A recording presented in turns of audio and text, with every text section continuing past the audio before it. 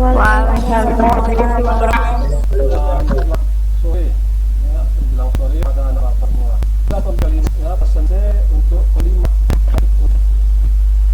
Jelasnya sedikit sama-sama kita presentasi kelompok 5. Pada kelompok 5, ya saya pelan.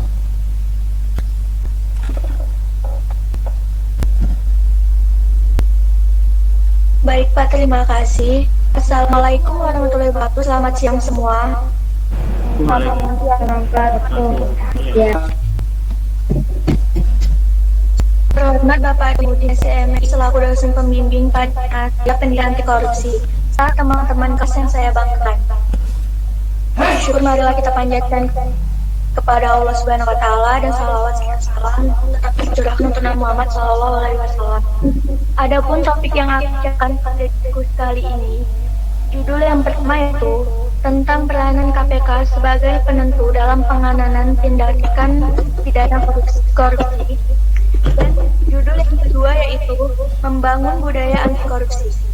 Saya Laura Damaitista selaku moderator akan membimbing jalannya diskusi ini. Sebelumnya saya akan memperkenalkan anggota kelompok 5 yang dimana anggota kelompok bernama 1. Tri Anissa, 2. Vini Deva Agustini, 3. Regina Della Ayunda, 4. Yona Lampiurna, dan yang kelima adalah Riza Kurniawan. Rangkaian acara yang akan kita lewati pada diskusi kali ini yaitu pembukaan, penyajian materi, sesi tanya jawab, penutup, dan yang terakhir adalah masukan dari dosen pembimbing. Baiklah, kita masuki acara selanjutnya yaitu penyajian materi. Dan saya alihkan kepada anggota saya yaitu Regina Della Ayunda untuk menyampaikan hasil presentasi. Waktu dan tempat saya persilakan. baik. Assalamualaikum warahmatullahi wabarakatuh. Perkenalkan, nama saya Regina Ayunda. Sebelumnya terima kasih kepada moderator yang telah mengizinkan saya untuk presentasi. Baik, di sini saya akan menjelaskan pengertian korupsi. Komisi Pemberantasan Korupsi Republik Indonesia adalah lembaga negara yang dibentuk dengan tujuan meningkatkan daya guna dan hasil guna terhadap upaya pemberantasan tindak pidana korupsi. KPK bersifat independen dan bebas dari pengaruh kekuasaan apapun dalam melaksanakan tugas dan wewenangnya. Pendiri KPK yaitu Megawati Soekarno Putri, Ketua KPK yaitu Firly Bahuri, Wakil Ketua KPK yaitu Alexander Marwata. Dan yang kedua, saya akan menjelaskan tentang tugas Komisi Pemberantasan Korupsi dikutip bab 2 pasal 6 Undang-Undang Nomor 30 Tahun 2002. Berikut adalah tugasnya. Yang pertama ada koordinasi dengan instansi yang berwenang melakukan pemberantasan pidana korupsi. Yang kedua ada supervisi terhadap instansi yang berwenang melakukan pemberantasan tindak pidana korupsi. Yang ketiga ada melakukan penyelidikan, penyidikan, dan penuntut terhadap tindak pidana korupsi. Yang keempat ada melakukan tindakan-tindakan pencegahan tindakan pidana korupsi. Dan yang terakhir melakukan monitor terhadap penyelenggaraan pemerintah negara. Baik, demikian presentasi saya kembalikan kepada moderator. Terima kasih. Screen-nya mana? Ya, Regina. Terima kasih kepada Regina Della Ayunda dan selanjutnya akan disampaikan oleh Vini Deva Agustini. Kepada Vini Deva Agustini saya persilakan. Wewenang Komisi Pemberantasan Korupsi. 1. Mengkoordinasi penyelidikan, penyidikan, dan penentuan tindak pidana korupsi. 2. Menetapkan sistem pelaporan dalam kegiatan pemberantasan tindak pidana korupsi. 3. Meminta informasi tentang kegiatan pemberantasan tindak pidana korupsi kepada instansi yang terkait. 4. Melaksanakan dengan pendapat atau pertemuan dengan instansi yang berwenang pemberantasan tindak pidana korupsi. Yang kelima, meminta laporan instansi terkait mengenai pencegahan tindak pidana korupsi. Ini Agustini. Vini Agustini. Astaga. Iya, Pak. Apanya mana? Share screen-nya mana?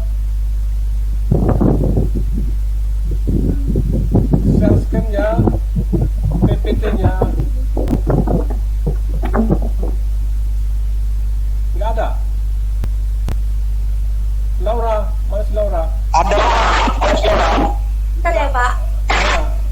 nggak kelihatan kita. Tapi Pini nggak pandai Pak cara server dari Google Meet Pak. Oh, kamu aja lah berarti yang share-nya. Nggak apa-apa, kamu aja, si Rija aja.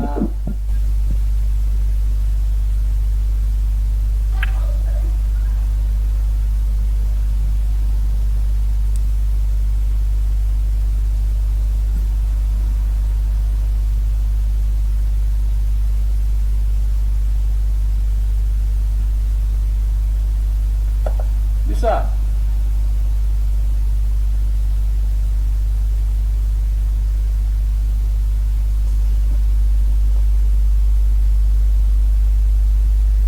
Itu titik 3.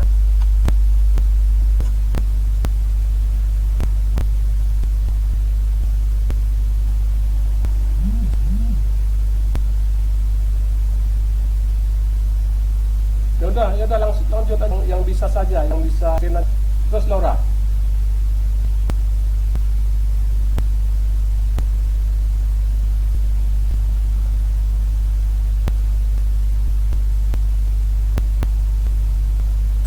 Udah kan Pak? Udah ya.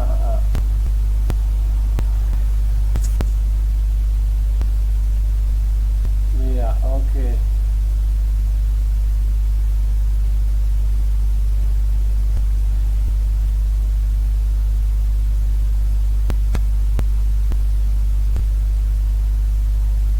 Oke, lanjut terus.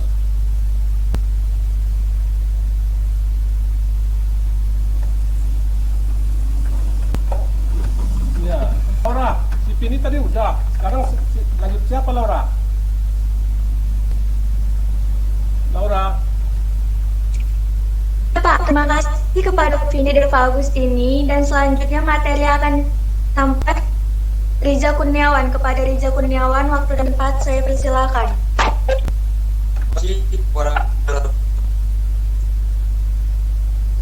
Ini merupakan kegiatan luar biasa dan sistematis sehingga diperlukan upaya yang luar biasa pula dalam memberantasnya. Oleh karenanya KPK awal memang didesain dengan kewenangan luar biasa atau super body agar mampu mengungkap praktik licik kotor serta menembus benteng koruptor yang paling kuat sekalipun. Terbukti dengan kewenangan yang kuat seperti pengadapan, penyidikan tanpa harus menempuh prosedur perizinan serta menggunakan teknik investigasi modern seperti surveillance dan audit forensik.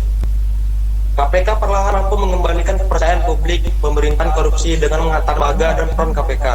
Kesalahan yang diliti adalah bagaimana peran Komisi Pemberantasan Korupsi dan Pemberantasan Korupsi BOD yang digunakan adalah norma garis. Berdasarkan hasil penelitian, memiliki tugas dan peran melakukan dengan instansi yang berwenang pemberantasan tindak pidana korupsi, supervise.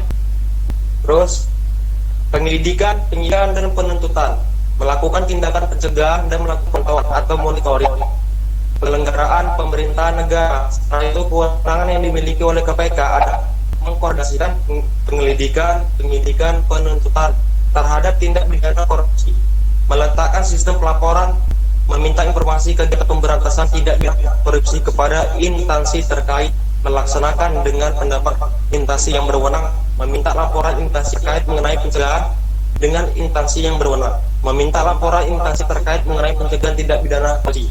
Sekian dan terima kasih. Saya kembalikan kepada moderator saya. Terima kasih kepada Riza Kurniawan, dan selanjutnya materi akan disampaikan oleh Yona Lamtiul Nalasi. Kepada Yona, silakan. Sebelumnya terima kasih kepada moderator yang telah mempersilahkan saya untuk mempresentasikan hasil presentasi kami, yaitu contoh kasus korupsi yang kami dapat sertifikat EKTP. Kasus EKTP, kasus pengadaan EKTP menjadi salah satu kasus korupsi yang paling fenomenal, kasus yang menyeret mantan Ketua Umum Partai Golkar Setia Novanto ini telah bergulir 2011 dengan total kerugian mencapai 2,3 triliun. Setidaknya ada sekitar 280 saksi yang telah disita KPK atas kasus ini, dan setidaknya ada 8 orang telah ditetapkan sebagai tersangka.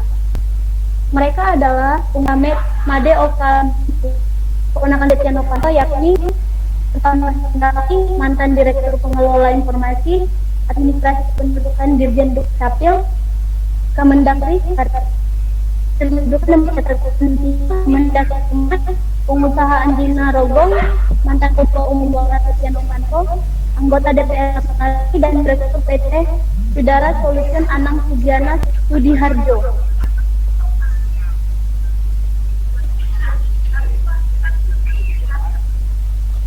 Terima kasih kepada moderator, saya kembalikan. Terima kasih untuk semua teman-teman yang telah mendengarkan hasil materi yang dibacakan oleh anggota saya. Selanjutnya adalah sesi tanya jawab. Pada teman yang ingin bertanya, saya persilakan. Saya ingin tanya. Sebutkan Baiklah kepada Rizky. Sebutkan nama dan kelompoknya. Perkenalkan, nama Rizky Saputra Ginting, saya dari kelompok A. Saya ingin bertanya bagaimana cara terpilihnya anggota KPK. Terima kasih. Terima kasih kepada Rizky. Selanjutnya, siapa lagi yang ingin bertanya? Satu-satu dulu, Laura. Saya ingin Satu-satu dulu. Nah, pertanyaan dari Rizky Saputra akan dijawab oleh anggota saya.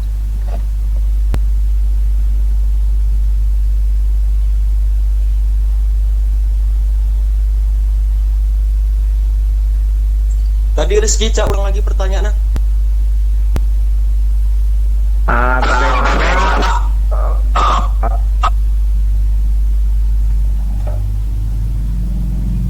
Iya Pak. Pertanyaannya bagaimana dipilih? Terima kasih. Anggota KPK dipilih gitu ya? Ya supaya dia jadi pemimpin. Oke, sebentar ya. Baik, pertanyaan dari saya akan dijawab oleh Rija Kurniawan. Kepada Rija Kurniawan, saya persilakan. Dengan pertanyaannya gini, bagaimana para anggota KPK dipilih?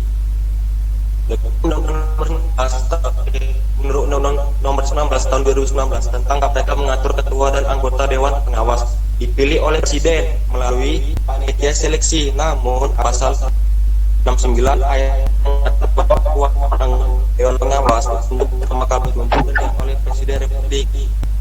Berarti ternyata lakukan panitia seleksi yang dilakukan oleh Presiden.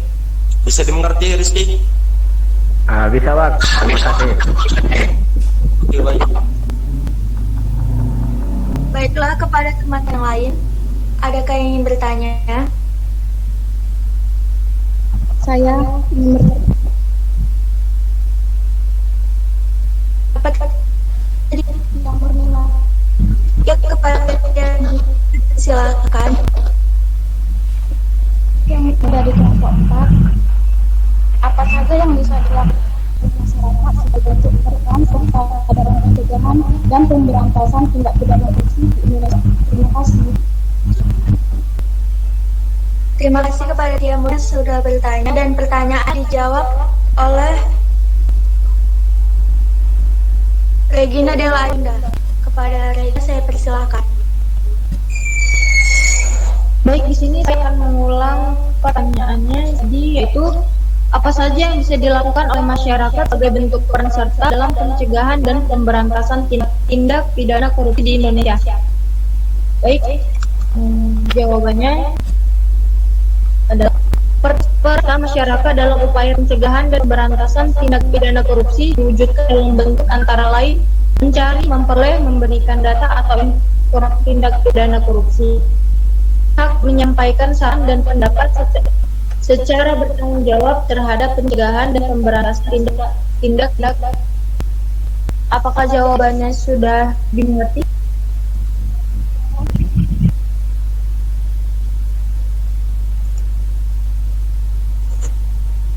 Terima kasih pada Tia Murni yang sudah bertanya, dan selanjutnya siapa lagi yang akan bertanya? Saya persilahkan. Saya ingin bertanya. Baiklah, pada Saputri, silakan bertanya. Saya Saputri Nurbaiti, kelompok 1. Pertanyaannya, apa peran Komisi Pemberantasan Korupsi dalam keadilan dan kedamaian? Terima kasih. Terima kasih kepada Putri dan pertanyaannya akan oleh teman saya yang bernama Trianisa. Kepada Anissa saya persilakan. Baik, terima kasih pada moderator yang telah memberi saya kesempatan. Pertanyaan dari Saputri Nurbaiti. Pertanyaannya saya ulang, yaitu apa peran Komisi Pemberantasan Korupsi dalam menjamin keadilan dan kedamaian? Jawabannya itu wewenang PK dalam melaksanakan tugas koordinasi berwenang untuk mengkoordinasi penyelidikan, penyidikan dan penuntutan tindak pidana korupsi. 2. Menetapkan sistem pelaporan dalam kegiatan pemberantasan tindak pidana korupsi. 3. Meminta informasi tentang tindak pidana korupsi. Apakah bisa dipahami? Baik, bisa dipahami. Terima kasih. Terima kasih. Saya kembali pada Terima kasih kepada yang sudah bertanya dan selanjutnya pertanyaan kelompok mana ini? Izin. Iya, kepada Vira saya silakan. Terlebih Anda dan atas hentikan bila terkena kerugian negara.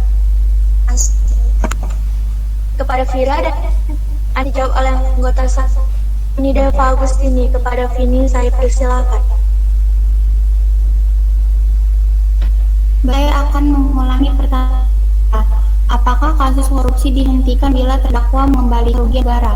Jawabannya, pengembalian kerugian keuangan atau perekonomian negara tidak menghapuskan tindak pidana pelaku tindak pidana sebagaimana dimaksud dalam pasal 2 dan pasal 3. Jadi tetap dipidana meski telah mengembalikan keuangan negara. Dan mengerti. Terima kasih.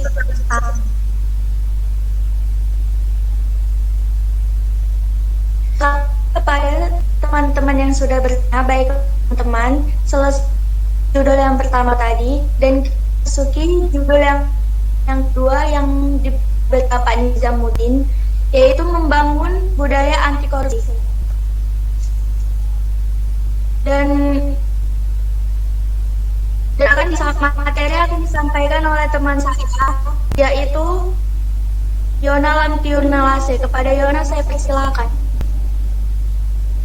Terima moderator yang telah membacakan materi berikutnya, yaitu pentingnya pendidikan karakter dan penum di korupsi. Pembentukan karakter pada peserta didik tujuan dari pendidikan nasional.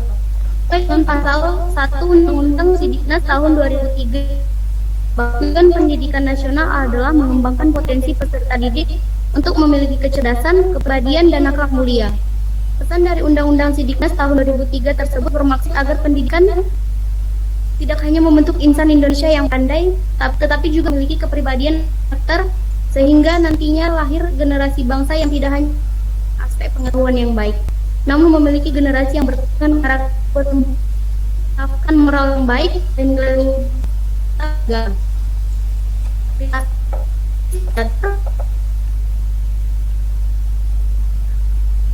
Terima kasih kepada Yona Lamtiurnalase yang sudah menyampaikan, dan selanjutnya materi akan disampaikan oleh Riza Kurniawan. Kepada Riza Kurniawan saya persilahkan.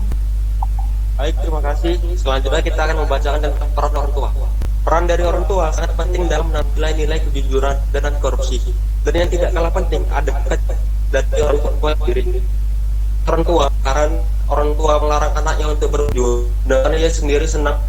Oh iya, karena ini proses tidak juga tersuntik lagi di mata. Maka menanamkan kepada seorang anak tentang kesederhanaan. Seorang belajar tentang syukur meski mungkin orang tuanya mampu untuk memberikan ataupun mewujudkan keinginannya. Kita merasa bisa ada seperti anak akan mudah tergiur untuk memiliki sesuatu yang bukan miliknya dan tergoda dengan tawaran yang lebih menggiurkan karena ia sudah terbiasa dengan sederhana.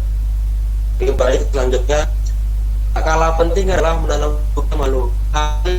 Sepertinya budaya malu sudah tidak lagi tegakkan di negara kita. Bukan terus sih, tetap saja bisa dengan bangga mencalonkan diri dalam pemilihan umum ataupun tampil di depan khalayak umum tanpa merasa bersalah. Budaya ini sangat erat karena dengan pembentukan karakter sejak dini.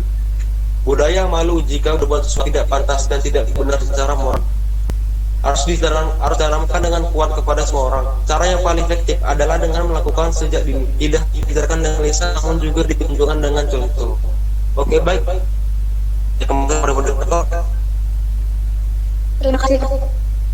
Dan selanjutnya materi akan disampaikan oleh Tri Anissa. Dari Anissa, saya persilakan. Terima kasih moderator. Di sini saya akan materi yaitu korupsi. Cara pemberantasan korupsi yaitu strategi yang tepat untuk memberantas korupsi diantaranya strategi preventif, terus alasan tindak pidana. Lepas itu perlu. Sekian presentasi hari ini, selesailah presentasi dari perwakilan kelompok 5. Maka saya tutup presentasi ini dengan ajakan untuk teman-teman. Mulai hari ini marilah kita tanamkan dalam diri kita untuk memilah anti korupsi agar menjadi pelajaran untuk anak-anak penerus bangsa supaya mereka di masa depan mereka inginkan. Kita mungkin tidak melihat masa depan tersebut, tapi mereka kelak melihatnya. Dan tugas telah membantu mereka untuk berbuat sesuatu akan masa depan itu. Sekian, terima kasih semua. Saya bukan kelompok 5, memohon maaf apabila ada kesalahan kata. Wassalamualaikum warahmatullahi wabarakatuh. Selamat siang. Waalaikumsalam warahmatullahi wabarakatuh. Selamat siang.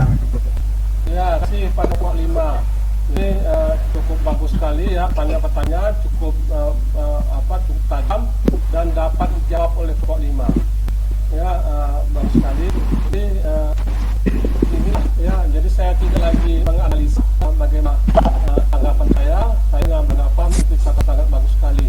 Dan pertanyaannya, jawabannya sangat bagus sekali. Dan dari kita sebagai sumber jangan ya, kemudian hal yang tidak diingat pesan-pesan teknis itu ya harus kita minat kecil-kecilnya ya. Mari kita beri tepuk tangan kelompok 5.